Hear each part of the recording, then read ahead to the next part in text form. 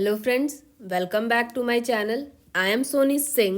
आज के वीडियो में हम लोग मनी एंड बैंकिंग जो हमारा चैप्टर 3 है उसका एक टॉपिक है commercial banking system and credit creation. आपका चैप्टर 3 में 3 से 4 टॉपिक है। एक टॉपिक हम लोगों ने कवर कर लिया है, उसके कुछ टॉपिक्स बचे हुए हैं जो कि हम लोग नेक्स्ट वीडियो में उसको कवर करेंगे। बट आज की वीडियो में हम लोग commercial system and credit creation करेंगे।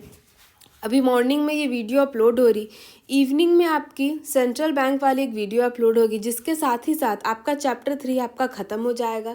फिर हमारे पास पेंडिंग क्या चीज़ें हैं जो कि आपसे मैं 10 सेकंड ज़्यादा से ज़्यादा बात करूँगी। Chapter 4 and chapter 2 and chapter 1 की एक वीडियो तो आपका होपफुली जैसे मैंने कहा है 15 तारीख तक कंप्लीट हो जाएगा। उसके लिए आप टेंशन मत लो। रेगुलर बच्चे मैसेज कर रहे हैं कि दी हम एग्ज़ाम में कम टाइम है, डेफिनेटली कम टाइम है, सिलेबस थोड़ा डिले हो गया कंप्लीट कराने में, बट हो जाएगा। ठीक है, यहाँ तक हो गई। तो चलिए आज की वीडियो थोड़ी लंबी होगी क्योंकि पूरा एक टॉपिक है, हार्डली 40 मिनट्स मुझे लग रहा है, हार्डली 40 मिनट्स की वीडियो है।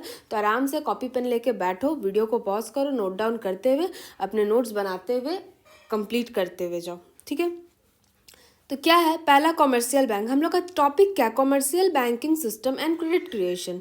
ठीक है, तो पहला है कि आप कॉमर्शियल बैंक होता क्या, इसका डेफिनेशन क्या है वो समझते हैं। कॉमर्शियल बैंक क्या है, ठीक है। Commercial bank perform general banking function. A commercial bank is an institution which deal with money and credit. It accept deposit from a public, makes a fund available to those who need them and help to remittance of money from one place to another place. देखिए commerce bank का मतलब से तो आप समझ गए होंगे, bank वो होता है जहाँ हम लोग पैसा डिपॉजिट करते हैं, वहाँ जहाँ से पैसा विड्रॉ कर। कॉमर्शियल बैंक जहाँ से वही सारी चीज़ें हैं। अब आपका दो टाइप का नेक्स्ट चैप्टर जो इवनिंग में वीडियो अपलोड होगी उसमें आपको एक टॉपिक आएगा central bank. Central bank and commercial bank क्या होता है वो जब मैं डिफ्रेंशिएट आपको करूँगी तो आपको और अच्छे से क्लैरिटी हो जाएगी। और एग्जाम में इससे आने के क्वेश्चन ये आया हुआ है, ये 3 टाइम्स क्वेश्चन एग्जाम में पूछे गए हैं कि कॉमर्शियल बैंक क्या होता है। तो देखिए according to banking regulation act, या अगर आपसे एग्जाम में पूछता है और आप ये पूरा डेफिनेशन लिखोगे, अगर यही डेफिनेशन यहाँ से यहाँ तक आप लिखोगे तो ये लाइन ज़रूर लिखना, according to banking regulation act. यहाँ पे बैंकिंग का स्पेलिंग थोड़ा मिस्टेक हो गया, टाइपिंग एरर है। ठीक है, banking regulation act. Banking means, colour change कर लेती हूँ ज़्यादा अच्छे समझ में आएगा। ठीक है, banking means the accepting the purpose of leading an investment of a deposit of a money from the public, repayable on a demand or otherwise the withdrawable by draft order and other। Banking क्या करता है, हम लोग की deposit को accept करता है, फिर हम लोग को जब लोन की ज़रूरत होती है तो हमें लोन भी प्रोवाइड करता है, साथ ही साथ हमें कैश जब विड्रॉ करना हो तो कैश भी विड्रॉ करके, एटीएम से भी हो जाता है बट बैंक से भी हम लोग विड्रॉल करा सकते हैं, साथ ही साथ हम लोग एफडी करते हैं। मतलब सारी जो हमें कॉमर्शियल बैंक जो मनी से रिलेटेड हमें होती है प्रॉब्लम रिक्वायरमेंट, वो क्या करता है, बैंक हमें हेल्प करता है। तो उसी तरह according to banking regulation act, banking का भी एक एक्ट है, ऐसी नहीं बैंक हुआ, बैंक का भी एक एक्ट है, उसके भी गाइडलाइंस है, रूल्स है, रेगुलेशन है जो कि फॉलो करने होते हैं। तो बैंकिंग रेगुलेशन एक्ट के according banking means the accepting the purpose of leading the investment of deposit of a money from in the public, repayable of demand or otherwise the withdrawal able to draft or order or otherwise। मतलब जो भी तरह की हमें facilities चाहिए होती है वो बैंक हमें प्रोवाइड करती है। In short commercial bank deal in trading of money and credit from earning profit. क्या करता है, बैंक हमें सब पैसा दे रहा है, ठीक है, अगर मान लीजिए बैंक हमें पैसा दे रहा है, मोटिव क्या होता है, कॉमर्शियल बैंक का मोटिव होता है प्रॉफिट अर्न करना। आपसे ऑब्जेक्टिव में क्वेश्चन पूछा जाएगा, ठीक है, कॉमर्शियल बैंक का क्या होता है, प्रॉफिट अर्न करना मोटिव होता है। यहाँ से देखिए अब आते हैं फीचर्स पे। फीचर्स क्या क्या है ये भी थोड़ा इंपॉर्टेंट है, इसको भी आप स्टार मार्क करके रख सकते हो। ये चैप्टर ही बहुत इंपॉर्टेंट है, इस चैप्टर से बहुत ज़्यादा है, चैप्टर 3 चैप्टर 4 इससे बहुत ज़्यादा एग्जाम में क्वेश्चन बनते हैं आपके। ठीक है, commercial bank make a money transaction, commercial bank जो होता है मनी मेक करता है। Bank accept deposit from the public and for a loading purpose, मतलब क्या करता है बैंक एक्सेप्ट करता है डिपॉजिट को, पब्लिक से हम लोग को डिपॉजिट करता है। फिर bank has a earning profit motive, bank का क्या रहता है, अर्निंग प्रॉफिट मोटिव रहता है, जैसे कि मैंने आपको बताया है। Commercial bank deal with credit has a ability of a credit creation, commercial bank क्या करता है, क्रेडिट कार्ड का क्या डिफिनेशन है, क्या मतलब है, मैंने आपको प्रीवियस वीडियो में बताया, तो बस इन शॉर्ट में बताती हूँ। क्रेडिट कार्ड क्या होता है, जिसके पास, देखिए क्रेडिट कार्ड हर किसी को भी प्रोवाइड नहीं किया जाता है। क्रेडिट कार्ड किसको प्रोवाइड किया जा सकता है, जैसे कि मैं डिफ्रेंशिएट नहीं करी बट बेसिक कॉन्सेप्ट बता रही हूँ आपको। क्रेडिट कार्ड देखा जाता है कि इनके ट्रांजैक्शन कितने अच्छे हैं। बेसिकली जब आप जाओगे बैंक में क्रेडिट कार्ड बोलने के लिए कि सर मुझे क्रेडिट कार्ड चाहिए, तो सबसे पहला क्वेश्चन आपसे पूछा जाएगा, क्या सर आप ITR फाइल करते हो। तो दीदी ये ITR क्या होता है, ITR वो होता है इनकम टैक्स। जिनका इनकम 5 लाख से ज़्यादा होता है वो ITR फाइल करते हैं। तो अब जिसके पास ज़्यादा पैसा है, अब जिनका इनकम 5 लाख से ज़्यादा है वो ITR फाइल करेंगे, तो उनको ईजिली ये मिल जाता है कि ठीक है चलिए हम आपको प्रोवाइड कर देते हैं। बट जो ITR फाइल नहीं करते हैं तो उनके लिए भी एक ऑप्शन आता है कि जिनका FD होता है, उनसे पूछा जाएगा सर क्या आपकी FD है, तो बोला जाएगा हाँ सर मेरे पास FD है। सर कितने की FD है, जो भी है सर 10,000 की है, मतलब 25,000 की, 1 लाख की, 2 लाख की, जो भी अमाउंट है, तो ठीक है सर इसके बेसिस पे भी आपको बना दिया जाएगा। बट वो कुछ अमाउंट FD का रख लिया जाता है। मतलब ऐसा नहीं है कि जब आप क्रेडिट कार्ड को अपना हटाओगे कि सर अब मुझे क्रेडिट कार्ड नहीं चाहिए तो आपको फिर आपके पैसे रिटर्न मिल जाएंगे, बट उतना अमाउंट का क्रेडिट कार्ड के लिए FD को ब्लॉक कर दिया जाता है। फिर दूसरा बोला जाएगा कि सर मेरे पास क्रेडिट कार्ड नहीं है, मतलब FD भी नहीं है, तो बोला जाएगा सर आप पहले FD क्रिएट कराओ फिर आपको क्रेडिट कार्ड मिलेगा। क्रेडिट कार्ड हर किसी को इजिली अवेलेबल नहीं होता है। जिनके पास पैसा होता है, जो ट्रांजेक्शन करते हैं, बिजनेस रहता है, जिनके पास हाईएस्ट अर्निंग रहती है, उनको क्रेडिट कार्ड प्रोवाइड किया जाता है बैंकिंग के अकॉर्डिंग। तो क्रेडिट कार्ड क्या करता है, डील, हमें क्रेडिट कार्ड दे दिया जाता है, उसमें एक अमाउंट तक लिमिट दिया जाता है। जैसे कि मान लीजिए ये क्रेडिट कार्ड है, उसमें आपको हार्डली मिनिमम हम बता रहे, किसी किसी का 15,000 या 10,000 क्रेडिट कार्ड रहता है, या 15,000 रुपीज़ इन्वेस्ट कहीं भी खर्चा कर सकते हो। बट आपको एक क्या बोलते हैं कि ड्यू डेट दिया था, इतना तक आपको बैंक को अपना पे करना रहता है। तो क्रेडिट कार्ड हर किसी को भी इजीली अवेलेबल नहीं होता, और क्रेडिट कार्ड सबसे ज़्यादा प्रॉफिटेबल सोर्स आता है। बाय डिफ़ॉल्ट कोई अपना पेमेंट करना भूल जाता है, बाय डिफ़ॉल्ट, जैसे कि मान लीजिए 12 तारीख इसका ड्यू डेट है कि आपको लास्ट 12 तारीख तक पे करना है, दिमाग से लैप्स हो गया कि आप नहीं पे कर पाए, तो 14 या 15 तारीख अगर होता है, 13 तारीख भी होता है, तो बहुत ज़्यादा हायर इंटरेस्ट लिया जाता है। और बहुत बार ऐसा होता है कि बहुत से लोग भूल जाते हैं और उनका बहुत हायर इंटरेस्ट हो जाता है। तो क्रेडिट कार्ड भी क्या होता है, अर्निंग प्रॉफिट मोटिव हो जाता है। बैंक के लिए सबसे ज़्यादा क्रेडिट कार्ड से होता है। ठीक है, ये बेसिक चीज़ थी। अगर आपसे एग्जाम में पूछता है तो आप खुद से भी डिफाइन कर सकते हो, इसीलिए मैंने इस पर 2 से 3 मिनट लिया है ताकि आपको मैं अच्छे से एक्सप्लेन कर दूँ क्रेडिट कार्ड एक्चुअली में होता क्या है। जनरली आपको सबको पता होगा, बट जिन लोगों को नहीं पता उनके लिए था कि दी ऐसे ऐसे क्रेडिट कार्ड का होता है, तो दी ने आपको बता दिया। चलिए नेक्स्ट पॉइंट पे चलते हैं। Commercial bank in a such financial institution which deals a totally commercial nature. Commercial bank ऐसा होता है जो कॉमर्शियली, मतलब पैसे की ही डीलिंग करता है, मतलब इस सारी चीज़ को कॉमर्शियली नेचर का होता है। Commercial bank as a commercial institution generally demand deposit which are used medium of exchange। क्या होता है डिमांड, जैसे होता है ना कि बहुत से गोल्ड लोन हम लोग ले लेते हैं, गोल्ड को रख के बैंक के थ्रू से भी हम लोग ले सकते हैं, तो मीडियम ऑफ एक्सचेंज का भी काम करता है कॉमर्शियल बैंक। अगर आपसे 5 मार्क्स का पूछ रहा है तो अगर आप इतने 6 लाइन को लिख रहे हो तो इनफ है, आपको 4 मार्क्स तो ज़रूर मिल जाएगा। लेकिन वर्ड्स पे आप ध्यान दीजिएगा, आप जो ट्रांसलेट कर रहे हो एक एग्जैक्ट वर्ड लिखना। मैं आपको ये नहीं कह रही कि आप रट्टू तोता बन जाओ, बट हाँ कुछ कुछ एकदम प्रॉपर लाइन्स लिखना ताकि एग्जामिनर को लगे कि बच्चे ने लिखा है। ठीक है, नेक्स्ट पॉइंट पे चलते हैं। अब फंक्शंस आते हैं, बेसिकली फंक्शंस हैं, ये आपको समझने की ज़रूरत है। फंक्शंस ऑफ कमर्शियल बैंक क्या 3 होता है, एक प्राइमरी फंक्शन होता है, एक सेकेंडरी फंक्शन होता है, एक सोशल फंक्शन होता है। ठीक है, कंसर्न तो आपसे पूछ सकता है एग्जाम में, तो सिर्फ आपको इतना नहीं, आप बेसिकली लिख सकते हो फंक्शंस ऑफ कमर्शियल बैंक, ऐसे करके ड्रॉ मत करना क्योंकि उतना टाइम नहीं होता है एग्जाम में। फंक्शंस ऑफ कॉमर्शियल बैंक लिख के 1 to 3 पॉइंट में यहाँ पे लिख देना। अब इस पे आप देखिए प्राइमरी फंक्शन में क्या क्या आता है। ठीक है, इसको आप नोट डाउन कर लो। प्राइमरी फंक्शन मैंने यहाँ बहुत अच्छे से डिफाइन बनाया है चार्ट, जिससे आपको समझ में आएगा।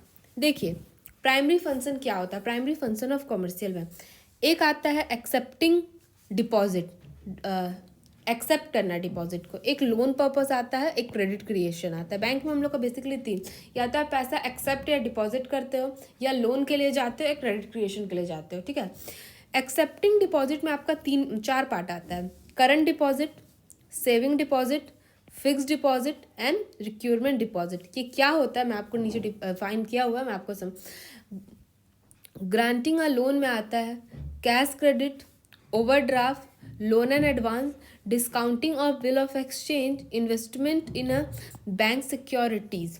क्रेडिट क्रिएशन बेसिक सा कॉन्सेप्ट था जो मैंने आपको आगे ही समझा दिया, फिर लास्ट में इसके पॉइंट्स आए।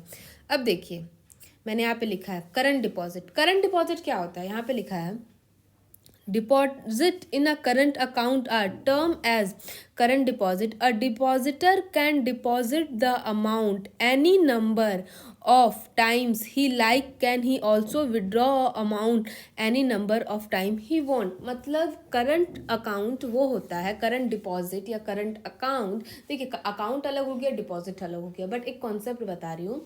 करंट अकाउंट वही हुआ, करंट अकाउंट में ही हम लोग करंट डिपॉजिट करेंगे। तो वो होता है जब भी आपको इन 24 आवर्स इन 1 डे, आपको एक दिन में कितना भी बार आपको पैसे की ज़रूरत हो, यू आर अ इन्वेस्टर। आप एक इन्वेस्टर हो, आपको बिजनेस करते हो, तो आप ऐसा तो नहीं बस दिन में एक बार या मंथ में एक बार आपको ट्रांजेक्शन करने हैं। अगर आप बिजनेस मैन हो तो आपको बिल्स भी पे करने हैं, बिल्स रिसीव भी करने हैं। तो आप नंबर ऑफ टाइम बैंक में क्या करोगे, पेमेंट करोगे एंड कैश को विड्रॉ करोगे। तो वही होता है करंट डिपॉजिट, कि आप कितने भी बार कितने भी अमाउंट में आप पैसा डिपॉजिट भी कर सकते हो और विड्रॉ भी कर सकते हो, उसमें कोई रिस्ट्रिक्शंस नहीं होती है। बेसिकली सबका करंट डिपॉजिट ही अकाउंट होता है, ठीक है। सेविंग डिपॉजिट क्या होता है, such amount generally belong to, देखिए यहाँ पे एक लाइन लिखा था मैंने, वो स्किप हो गया। Such account are usual of treasure who need a money in a daily transaction और many times in a day. मैंने कहा जो इन्वेस्टर होते हैं, जो बिजनेस मैन होते हैं, ऐसा तो नहीं है कि दिन में एक बार ट्रांजेक्शन करेंगे, नंबर ऑफ टाइम उनको रिक्वायरमेंट होती है, तो इसीलिए उनके लिए होता है करंट डिपॉजिट, ठीक है। सेविंग डिपॉजिट क्या होता है, in such account generally belong to the people having a small saving who do not require withdrawal of a money many time. मतलब होता है कि उनको डेली रिक्वायरमेंट नहीं है पैसा निकालने की, डेली रिक्वायरमेंट नहीं है पैसा डिपॉजिट करें, एक बार उनकी सैलरी आती है और कुछ मंथ में 3 से 4 बार वो पैसा निकालते हैं अपने अकाउंट से, तो वो होता है सेविंग डिपॉजिट में। फिक्स डिपॉजिट क्या होता है, in a fix account, fix deposit क्या होता है, आप अपने अकाउंट में एफडी करते हो। फिक्स डिपॉजिट एफडी याद है, आप सुने होंगे घर में या किसी से जनरली एफडी किया जाता है, उसी को बोलते हैं fix deposit. In fix account is deposit from a certain fix period के लिए किया जाता है, सर्टेन पीरियड के लिए किया जाता है, which is many 46 hardly 46 days से ज़्यादा होता है, 2 ईयर 3 ईयर 4 ईयर के लिए हम लोग करते हैं, वो आता है हम लोग का एफडी। रिक्योरमेंट डिपॉजिट क्या होता है, recurring deposit certain type of fix depositor deposit a certain amount of every month of account. मतलब ये क्या होता है, एफडी में क्या होता है, आप लमसम एक अमाउंट डिपॉजिट कर देते हैं। देखिए एफडी में क्या हुआ, आप एक बार में 50,000 रुपये जमा कर दिए बैंक को 2 ईयर के लिए, अब उस पर आपको जो भी बैंक इंटरेस्ट देना होगा वो देगा। बट रिक्यूरमेंट डिपॉजिट क्या होता है, आपने मंथली बेसिस पे किया, जैसे कि फॉर एग्जाम्पल SIP, ठीक है। मैं आपको SIP का एग्जांपल दे रही हूँ, जिन लोगों को SIP के बारे में पता होगा वो समझ जाएंगे, नहीं से पता होगा तो मैं फिर भी बता रही हूँ। SIP क्या होता है कि आपने किसी भी कंपनी, बहुत अच्छी कंपनी जैसे टाटा मोटर्स, हम लोग टाटा मोटर्स को ज़्यादा अच्छे से जानते हैं, टाटा स्टील को जानते हैं, बैंकिंग की भी बहुत सारी है, बट मैं बता रही हूँ टाटा स्टील के जैसे किया, मैंने टाटा स्टील के से अपना SIP कराया, मतलब किया टाटा स्टील का SIP। हर मंथ मेरी है कि मैं 500 रुपीज़ टाटा स्टील में इन्वेस्ट करूँगी, ठीक है। तो वो क्या हो, हर मंथ मेरे अकाउंट से 500 रुपीज़ कट सकता था, बट मैं एक बार में, जैसे म्यूचुअल फंड फिक्स डिपॉजिट, ये क्या, मैं एक बार में टाटा स्टील में 50,000 रुपीज़ म्यूचुअल फंड में मैंने लगा दिया, उसके रिटर्न जो भी मुझे मिलने होंगे मिल जाएंगे। बट एक ये भी होता है कि आप मंथली बेसिस पे भी कर सकते हो, तो ये क्या हुआ, इसी टाइप का होता है। मंथली बेसिस पे बैंक का भी होता है कि बैंक का भी रिक्यूरमेंट डिपॉजिट होता है। ये चीज़ समझ में आ गई, बाद में जब आप पढ़ोगे अच्छे से डिटेल्स में तो आपको बहुत अच्छे से सारी चीज़ें क्लियर हो जाएगी। देखिए जब आप थ्योरेटिकल चीज़ें पढ़ रहे हो, प्रैक्टिकल लाइफ से उसको एग्जांपल दोगे ना, मतलब उसके साथ एग्जांपल सेट करोगे तो आपको ज़्यादा अच्छे से कॉन्सेप्ट क्लियर होगा। इसलिए मैं ज़्यादातर कोशिश यही करती हूँ आप लोगों के साथ कि आपको मैं प्रैक्टिकल लाइफ के एग्जाम्पल दे पाऊँ, ठीक है।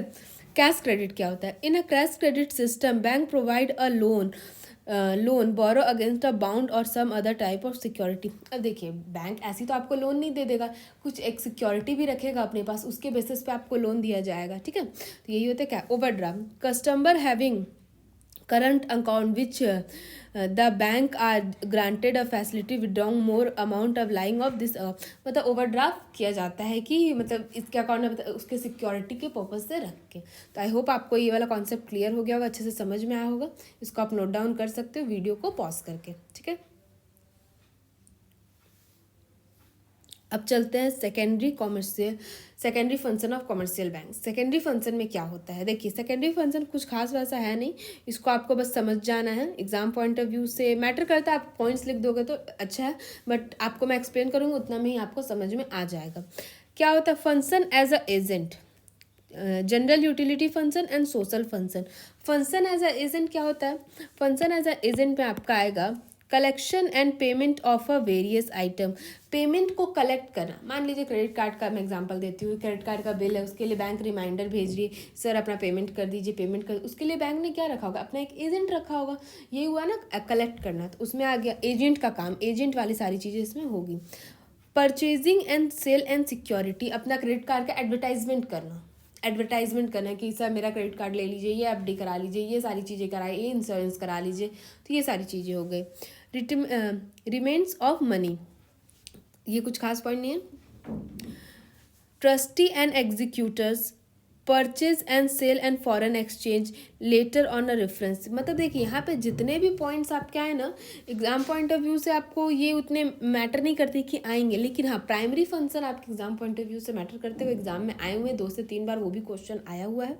बट ये वाले फंक्शन ऑफ एजेंट क्या, फंक्शन ऑफ एजेंट का काम क्या हुआ, पेमेंट को कलेक्ट करना इन अ वेरियस टाइप, मतलब किसी भी टाइप से कलेक्ट करना, आपको अलग अलग नाम दे देगा।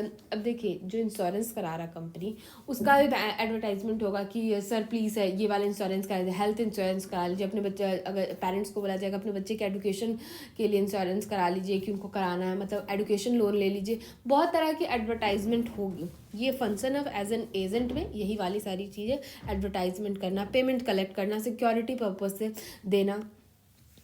And general utility function, locker facility, bank में देखिए आपका लॉकर होता है।